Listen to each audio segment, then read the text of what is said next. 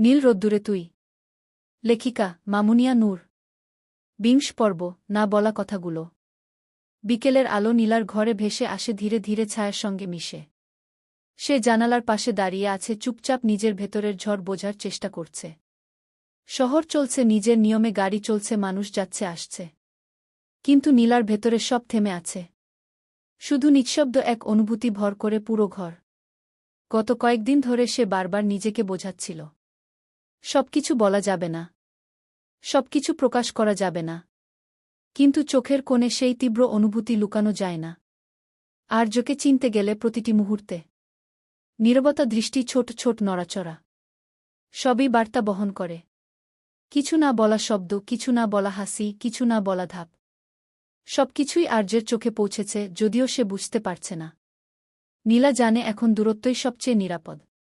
কাছাকাছি এলেই সব ভেঙে যাবে। আর সে আর নিজেকে ভেঙে দিতে চায় না। ভালোবাসা মানে সবসময় কাছে থাকা নয়, কখনো কখনো দূরে সরে যাওয়াই সবচেয়ে বড় ত্যাগ। কিন্তু এই দূরত্বের মধ্যে লুকিয়ে আছে তার ভেতরের অগণিত অনুভূতি। ভালোবাসা, ব্যথা, ত্যাগ সব মিলেমিশে তার হৃদয়ে একটি নিঃশব্দ গল্প বুনেছে।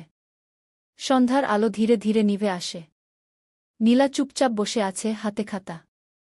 একবার লিখেছে, একবার মরে ফেলেছে। ভালোবাসা এখানে লেখা নেই, শুধু অনুভূতি আছে, যেটা তার ভেতরে ঝরে পড়ছে। প্রতিটি শব্দ না লিখলেও প্রতিটি অনুভূতি তার ভেতরের পৃষ্ঠায় লিপ্ত হয়ে গেছে। ফিরে তাকালো জানালার বাইরে। শহরের আলো আর অন্ধকার মিলেমিশে গেছে। একাকিত্ব। আর সেই একাকিত্বে আছে নিঃশব্দ ভালোবাসা। নীলা গভীর শ্বাস নিল। বলল, আমি সব কিছু বলবো না। আমি চাই তুমি বুঝবে না। এই না বলা কথাগুলোই সবচেয়ে বড় উপহার। কারণ কখনো কখনো ভালোবাসা বোঝানো হয় না, শুধু অনুভব করা হয়। আর অনুভূতির গভীরে লুকানো থাকে সত্য, যা শব্দে বলা সম্ভব নয়। রাত গভীর হল। নীলা খাতা বন্ধ করে রাখল। চোখ বন্ধ করল।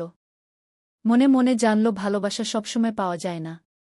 কিছু ভালোবাসা শুধু থাকতে শিখায়, হারাতে শিখায়, আর ত্যাগ করতে শেখায়। নীলার চোখে এক অদ্ভুত শান্তি এলো। তার ভেতরের ঝড়ও ধীরে ধীরে শান্ত হল। আর্য হয়তো বুঝবে না, তবে সে জানে সবচেয়ে বড় ভালোবাসা কখনো দেখা যায় না, শুধু অনুভব করা যায়। এই অনুভূতিটাই হয়তো চিরকাল নিখুঁত। রাত্রি গভীর হল।